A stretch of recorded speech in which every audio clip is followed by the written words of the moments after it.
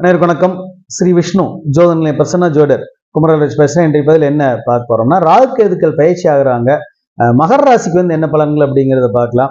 18/5/2025 அன்று பாத்தீங்கன்னா ராகு கேது பயிற்சி ஆகுறாங்க.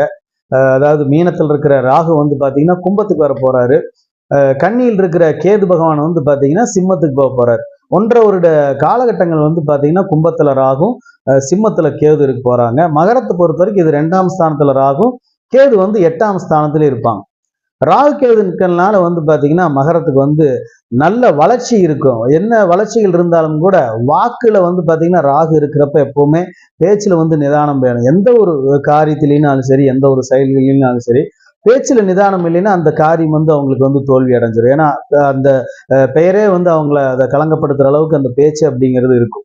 அப்போ வாக்கு பாத்தீங்கன்னா தேவையில்லாத வாக்கு கொடுக்கறதுங்கிறத தவிர்த்துறது நல்லது. அதிக பேசுறதுங்கிறதே பாத்தீங்கன்னா பிரச்சனையாவே ஆயிரும். நல்ல பொருளாதாரத்துல ஒரு நல்ல வளர்ச்சி இருக்கும், முன்னேற்றம் இருக்கும். அதே போல புதிய வேலை வாய்ப்பு கிடைக்கும், பிசினஸ்லயும் ஒரு நல்ல வளர்ச்சி இருக்கும். அதே மாதிரி வெளிநாடு சம்பந்தப்பட்ட தொழில் இருக்கிறவங்களுக்கு எல்லாம் நல்ல வளர்ச்சி இருக்கும். கலைத்துறை, விளையாட்டுத்துறை சம்பந்தப்பட்டவங்களுக்கு எல்லாம் நல்ல ஒரு வளர்ச்சி பாத்தீங்கன்னா இருக்கும். வேலையில பாத்தீங்கன்னா ஒரு ப்ரொமோஷன் கிடைக்கிறது, சம்பளங்கள் உயர்வு ஆகிறது எல்லாமே இந்த மாதிரி காலகட்டத்தில் தான். என்ன ஒரு பொருளாதாரத்துல வளர்ச்சி எது வந்தாலுமே பாத்தீங்கன்னா அதாவது விரயங்கள் அப்படிங்கிறது கூட இருந்துகிட்டே தான் இருக்கும். செலவுகள் அப்படிங்கிறது வந்துகிட்டே தான் இருக்கும். அது சில நேரங்கள் சுப விரயங்களாகவும் இருக்கும், மருத்துவ செலவினங்களும் இங்க இருக்கிறதுனால அசுப விரயங்களும் பாத்தீங்கன்னா இருந்துட்டு இருக்கும். சிலர் பாத்தீங்கன்னா ஒரு பணத்தை நிறைய நிறுவனங்களை கட்டி ஏமாறக்கூடிய ஒரு சூழ்நிலை அப்படிங்கிறதும் கூட இருக்கும். ஒரு ஆசையினால நிறைய வட்டி வருது, நிறைய பணம் முதலீடு போடுறது, இந்த மாதிரி எல்லாம் பாத்தீங்கன்னா ஒரு ஏமாற்றம் அப்படிங்கிறதும் பாத்தீங்கன்னா இருந்துட்டு இருக்கு. அதாவது ஒரு வருமானத்துக்காக இன்கம் சோர்ஸ் பாத்தீங்கன்னா ஏமாற்றம் அப்படிங்கிறதே பாத்தீங்கன்னா இந்த 2ல் இருக்கிற ராகும் 8ல் இருக்கிற கேதும் பண்ணுவாங்க. அப்போ விரயங்கள் அப்படிங்கிறது பாத்தீங்கன்னா இருந்துட்டு தான் இருக்கும். இப்ப ராகு பாத்தீங்கன்னா குருவனுடைய நட்சத்திரத்தில் தான் உள்ள வர்றாரு. புரட்டாதி நட்சத்திரம் வர்றாரு.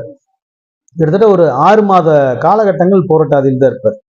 புரட்டாதி நட்சத்திரத்துல எப்பவுமே ராகு மகரத்தை பொறுத்த வரைக்கும் அது விரையாதிபதி பாத்தீங்கன்னா குரு. அதே மாதிரி தைரிய வீரிய ஸ்தானாதிபதியும் குரு தான். அப்ப அந்த குருனுடைய நட்சத்திரத்துல ராகு வர்றாரு. அப்ப விரயங்கள் அப்படிங்கிறது இருக்கும். ஆனா 12ஆம் அதிபதி எப்பவுமே குருனுடைய நட்சத்திரத்தில் ராகு வர்றப்ப பொருளாதார வளர்ச்சி அப்படிங்கிறது ஒரு பக்கம் இருந்துகிட்டே தான் இருக்கும். அதாவது தொழிலையோ வேலையிலையோ ஒரு முன்னேற்றம் அப்படிங்கிறது பாத்தீங்கன்னா இருக்கும். அப்போ அந்த வருமானத்துக்கு உண்டான வேலைகள் பாத்தீங்கன்னா அதிக அளவில் இருந்தாலும் கூட பிரச்சனைகளும் இருந்துட்டே இருக்கும். இப்ப கடன் சுமைகளும் இந்த மாதிரி குரு நட்சத்திரத்துல வரப்ப கடன் சுமைகள் அதிகரிக்கும். இப்ப சுப விரயங்களும் இருக்கு. சிலர் திருமண வாய்ப்பு, திருமணங்கள் குடும்பத்துல நடத்தலாம், சுபகாரியங்கள் நடத்தலாம்.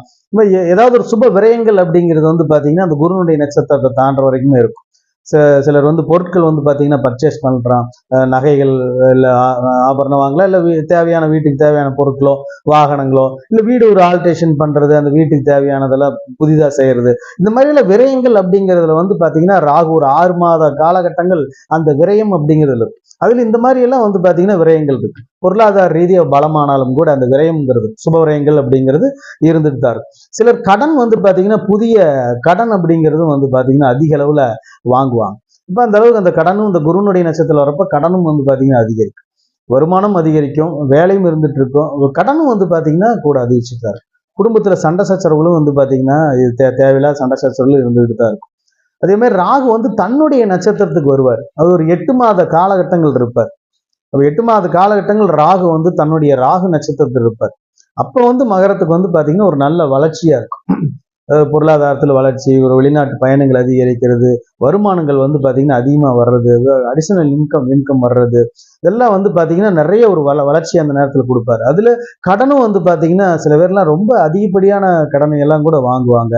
ஒரு பொருள் பர்ச்சேஸ் பண்றதுனாலும் கூட விலையுயர்ந்த பொருட்களை வாங்குறது, அந்த மாதிரி எல்லாம் ஒரு காலகட்டம் அந்த ராகுல தன்னுடைய நட்சத்திரத்துல வர்றப்ப மகர ராசி பொறுத்த வரைக்கும் அந்த மாதிரி எல்லாம் பாத்தீங்கன்னா நடக்கும். எதிர்பாராத ஏமாறுறதும் பாத்தீங்கன்னா இந்த ராகுனுடைய நட்சத்திரத்துல பாத்தீங்கன்னா ராகு வர்றப்பதான். ஏன்னா பிறர்கிட்ட பணத்தை கொடுத்து ஏமாறுறதோ, பொருளை கொடுத்து ஏமாறுறதோ, அது வாழ்க்கைக்காக ஒரு ஒரு ஏமாற்றத்தை சந்திக்கிறதோ, இதெல்லாம் பாத்தீங்கன்னா அந்த ராகுனுடைய நட்சத்திரத்தில் வர்றப்ப இருக்கும். அந்த 8 மாத காலகட்டங்கள் முடிஞ்சு ஒரு 4 மாத காலகட்டங்கள் செவ்வாயினுடைய நட்சத்திரத்துல பயணிப்பார். செவ்வாய் பாத்தீங்கன்னா மகரத்தை பொறுத்த வரைக்கும் லாபஸ்தான அதிபதி அவர் தான்.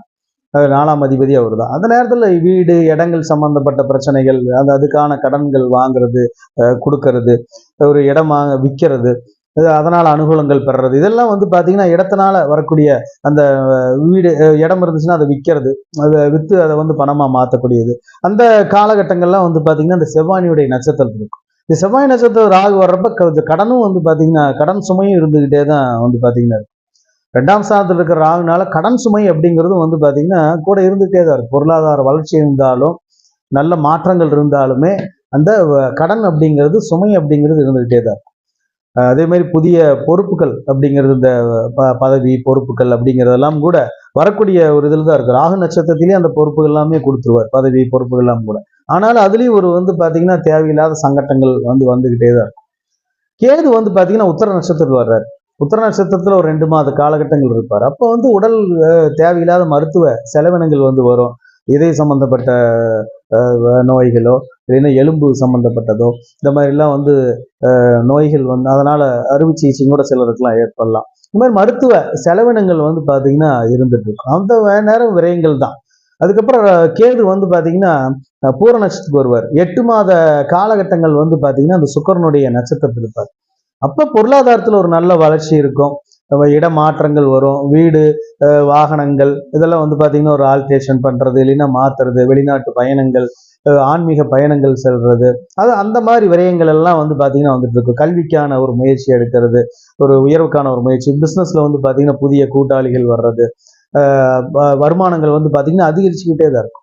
தன்னுடைய நட்சத்திரத்துக்கு வந்து பாத்தீங்கன்னா கேது வந்து பாத்தீங்கன்னா வருவார். அதுல அந்த கேது வந்து தன்னுடைய நட்சத்திரத்துக்கு வர்றப்ப, மகம் நட்சத்திரத்துக்கு வர்றப்ப வந்து பாத்தீங்கன்னா போராட்டங்கள் கொஞ்சம் அதிகமா இருக்கும். மருத்துவ செலவினங்கள் வந்து பாத்தீங்கன்னா அதிகரிக்கும், விரயங்களும் அதிகரிக்கும். நம்ம பேச்சு வந்து பாத்தீங்கன்னா நம்ம கண்ட்ரோல் பண்ண முடியாது.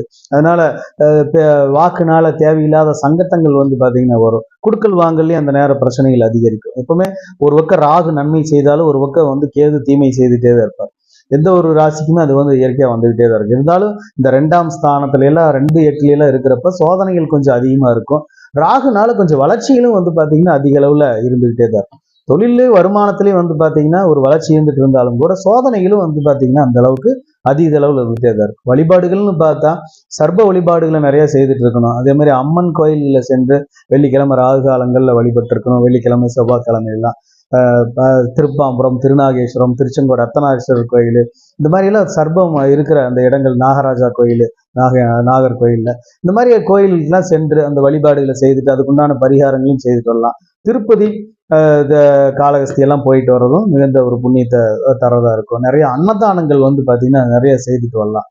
வழிபாடுகள் ஒரு பக்கம் இருந்தாலும் அன்னதானங்கள் வந்து எவ்வளவு செய்துட்டு வர்றாங்களோ மகர ராசி பொறுத்த வரைக்கும் இன்னும் கூடுதல் நன்மைகளை அது நிறைய வந்து பாத்தீங்கன்னா அளிக்கும். பொருளாதாரத்துல ஒரு பெரிய பலம் இருந்தாலும் பிரச்சனைகளும் கூட இருந்துகிட்டே தான் இருக்கும்.